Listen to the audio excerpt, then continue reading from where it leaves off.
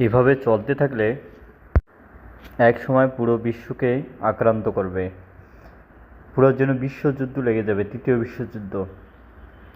আমরা সবাই সতর্ক থাকি যাতে পুরো আমেরিকানরা ইরানের উপর আরও কোনো পদক্ষেপ নিতে না পারে, বড় ধরনের হামলা করতে না পারে।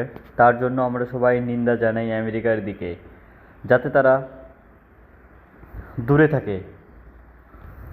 আরও ওরা চাচ্ছে যে আবার নাকি তারা সেনা পাঠাবে, সেনা পাঠিয়ে ইরানকে জব্দ করবে, আরও মারণাস্ত্র, আরও ভয়ানক অবস্থায় যাবে তারা।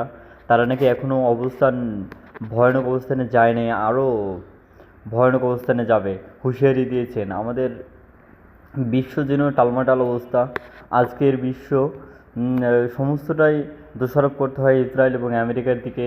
তারা সবসময় অন্যের দোষটা নিয়েই ভাবে, তারা নিজেকে নিয়ে ভাবে না। তারা যে কী করতে যাচ্ছে সেটা জানতেছে না। আজকের এই পরিণতির মূল অংশীদারিত্ব হিসাবে আমেরিকা, ইসরায়েল এবং সৌদি আরবকেই দোষারোপ করতে হয়, কারণ তাদের অনুরোধেই নাকি আজকের এই যুদ্ধ।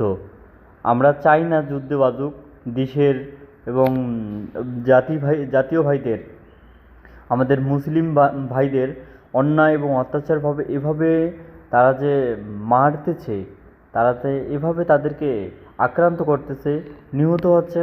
আজকে মনে হচ্ছে মোহাম্মদ সাল্লাল্লাহু সাল্লামের সেই কথাগুলো, যে ইহুদি এবং মুসলিমদের মধ্যে যুদ্ধ লেগেই থাকবে। হ্যাঁ, সেটাই মনে হচ্ছে আজকে এই প্রতিফলন ঘটতেছে। আমার মনে হয় আমেরিকানদের ভেবেচিন্তে পা বাড়ানো উচিত, যাতে তৃতীয় বিশ্বযুদ্ধ না লেগে যায়, পৃথিবীতে অশান্তি সৃষ্টি না হয়।